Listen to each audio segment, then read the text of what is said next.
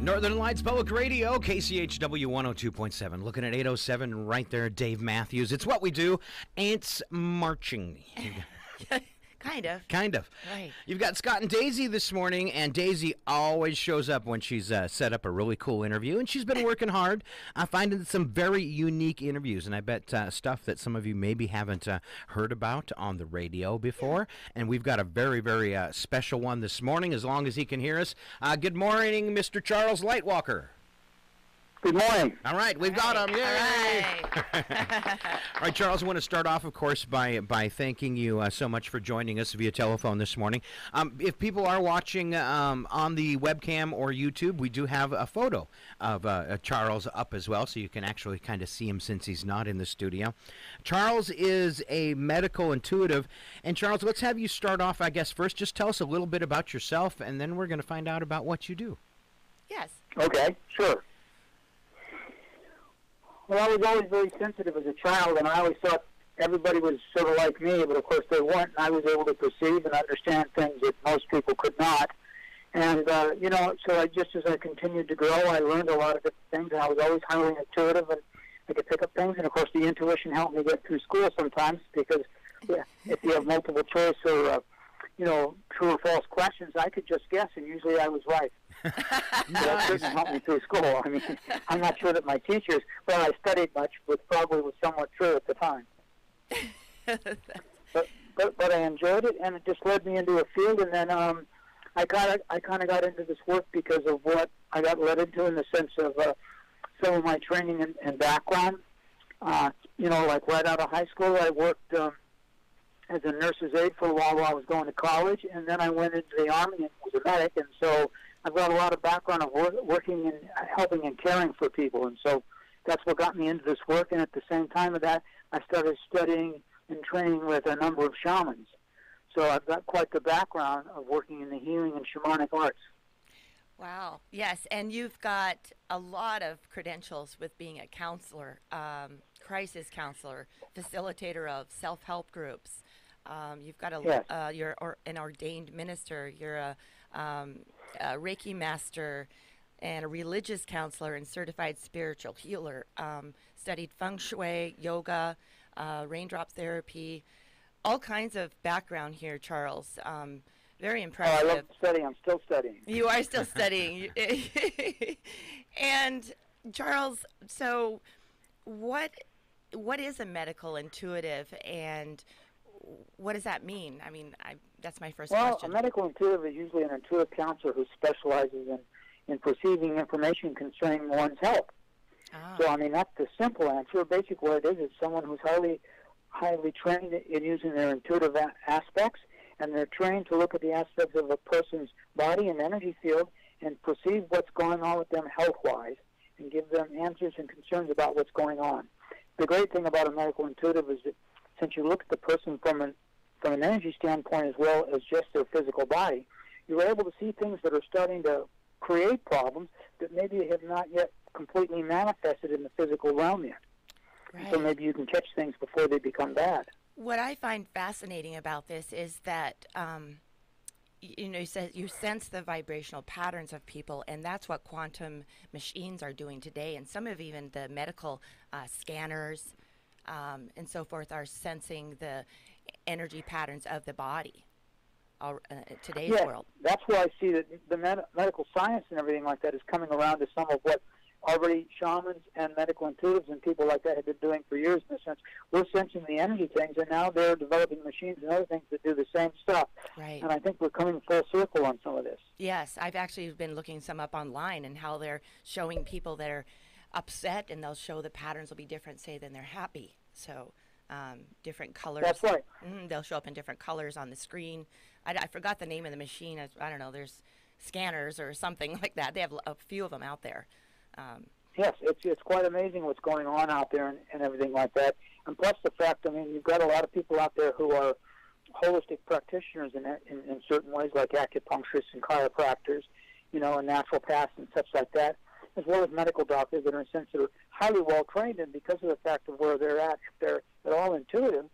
They're going to pick up on what's going on with a person because they're going to be able to read their, as I call it, energy signature, or they're going to be able to read them in the sense that they're going to sense when they're depressed, or maybe when they're not quite feeling well, or when something's going on, Sure. and maybe even deeper than that. Right. Dr. Norman Shealy wrote a great book on the aspect of using intuition within the medical field, and is probably one of the leaders in that particular aspect, and he worked really closely with Carolyn Miss, who's the one who coined the term medical intuitive. Oh, interesting. And then the medical intuitives work with doctors, the medical doctors, correct?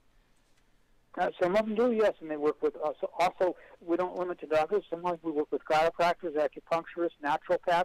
I mean, we're not limited to specifically medical doctors, although that certainly is one of the areas of great fields that's there. Some of the ones that I've worked with in the past use me as like another opinion, so that I tune in, I try to find out what's going on with people, and then they'll order blood tests or other things to sort of verify the things I'm picking up. Wow, that's interesting. I want to sneak in here too as we get started. And how did you realize maybe this was a gift early on, and share a couple situations where you went, wow, I'm different? Or wow, I'm weird. Well, okay.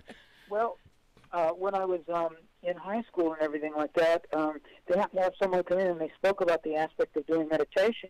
And I was able to simply and easily go into meditation. And it surprised me, but I realized it was there, and I think that's one of the things that brought me up to that aspect. And so it was things like this, and working sometimes with other people like chiropractors or others as I was slowly growing up and even going to college. People that I worked with, all of a sudden, sometimes they ask me a question, I'd give them an answer, and then they come back later on and say, well, you were so right about that, or you said this, or, and then I just started realizing I needed to study more and more. So I started working with people while I was in college. I started training with an elder shaman from the Cherokee Nation, and it was things like that that just led me into the understanding a deeper element of myself, and also that in a sense we are given what we call gifts as we come here into life, and if we could begin to expand those gifts, we can help people, and that was my objective, was to help people. Awesome.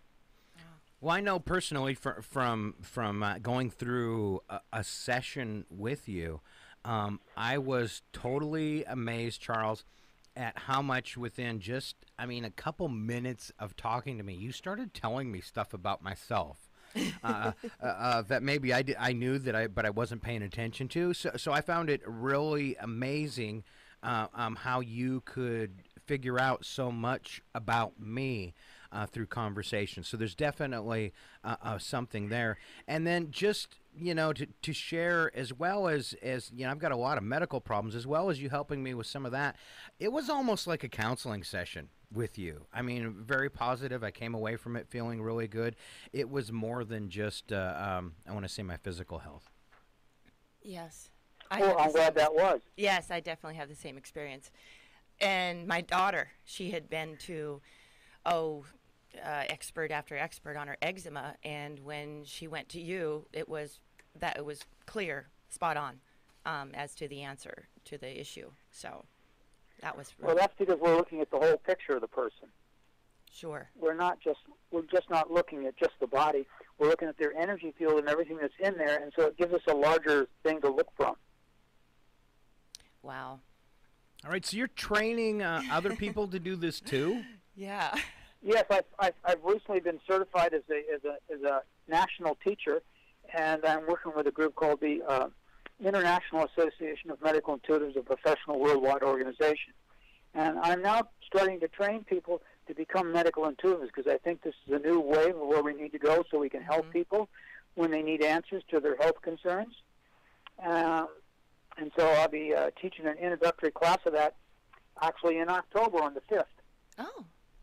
All right. So, and you've got some graduates right now from a former. So you're doing this quarterly or biannually, or is it just? I'm doing it a couple times a year. Yes, yeah. Twice a year.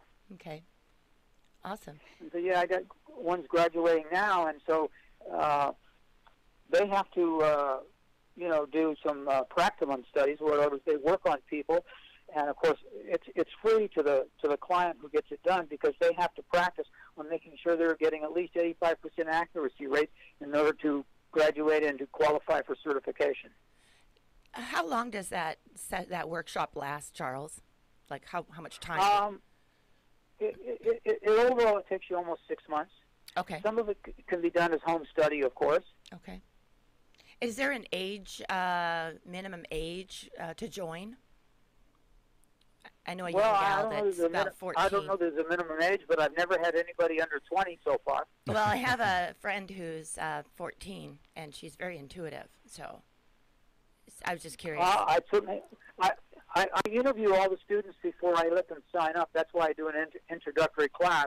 I tell people what it's about, and then I somewhat interview them because we're selecting people to get into the program because it's just not everybody's going to be a fit for this. Sure. But if someone's highly intuitive, then there's certainly a better chance they're maybe going to be eligible for the program. And if she's pretty sharp, it's possible she could get in. Okay. Now, are these held at a certain venue, or are they online, or how do people? We're working to get them more online, and that's why I said parts of it can be done home study. But also, I teach it down here in Spokane at this point in time, and I may be traveling to other places to teach it, but that's still unclear in that sense. Okay, so it is in Spokane. So, Charles, I have this note I made about the Metaphysical Research Society, and you just recently spoke there. And yes, I spoke there last Thursday. Okay, and how does that relate to the medical intuitive field? Well, how it relates in the sense is they're a group that's been in existence since 1976, and what they do every month is they sponsor and put on lectures of holistic practitioners and other people throughout our community every month. Okay. And they asked me to come and speak on medical intuition, so that's what I went to do. But I have spoken there before on shamanism and a few other things in the past. So, okay. But every month, they provide a speaker that's open to the community to come and listen to, that's going to speak on a variety of complementary care and holistic ideas. Oh, wonderful. Wow. I'd like to be in touch with They have a website, so people can find out about it somewhere. Okay. They just have to go to mrsspokane.com. Okay, cool. All right, and do you have any other questions, I saw Daisy's next question up here had the case scenarios and testimonials, and I kind of gave my own. But what I guess can you maybe share a couple stories without names of maybe where maybe a couple instances that made you so happy that you have your gift because you were able to help somebody in a very positive way. Do you have anything like that you could share with us? Sure. I'll give it sort of in a generic sense, you might say, since there won't be any names. I've had a number of women, actually, that have recently come into me, and they were having some difficulties. They were having some things. They weren't sure what was going on. And I was able to do a reading for them, and I told them where to have their medical doctor focus the attention on and take x-rays and different things. And for some of these women, I was spot on in the sense I was able to detect that the aspect they were just beginning to get some problems with their lymph nodes, which could relate or eventually become perhaps cancerous. Now, it doesn't mean that that's what they have, but it could lean in that direction. And by catching this early enough, I felt it really helped them out, and it put them on trajectory to better health. Wow, that is. All right. So I've had a number of cases like that, and I've also had people come in to me in the sense that are maybe going through things, and I sense, well, you're allergic to this particular thing, and if you run a test on the allergicness to this, or the allergy that you're experiencing from this particular thing, that you then might be able to work beyond that. And sure enough, usually when they run a test, the doctor runs that specific test and proves that allergic reaction is there, they're able to remove that from their diet or remove it from out of their life, and then in a sense they can begin to heal and get better. I think it's fascinating that you are like a facilitator for other practitioners, almost like you're reading it, but you're saying, here, this is what you need to do. Maybe go see a massage therapist or the doctor or a chiropractor.